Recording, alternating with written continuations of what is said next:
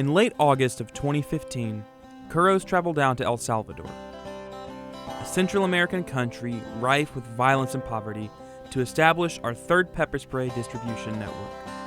We began in the main city of San Salvador, where we met with representatives from different communities throughout the city to discuss what we do and to get their insight on providing free pepper spray to the women in their communities. We explained to the group what pepper spray was, demonstrated how it's used, and then had each woman practice using it.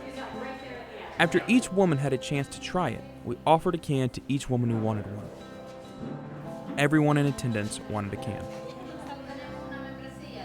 We then sat down and fostered group conversation about the issue of violence against women and encouraged the women to speak about these problems in their community. Afterwards, we interviewed several women individually and got their perspectives on the problem in their local communities and in their day-to-day lives. The overwhelming consensus was that El Salvador is a very dangerous country. We then left the city to head into the mountains to the rural community of Comasagua La Libertad.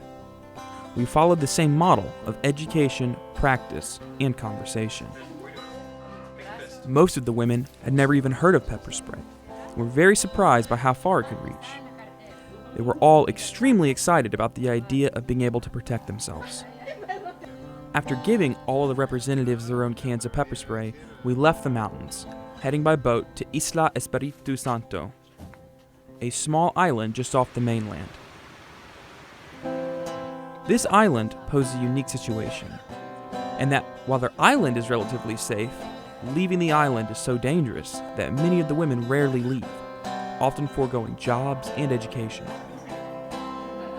One noted that every time she leaves, she does not know if she will ever make it back, and the idea of being able to protect themselves to some degree was almost overwhelming to some, but they were all extremely receptive and are starting to provide pepper spray to each scholarship kid that leaves the island to pursue higher education on the mainland.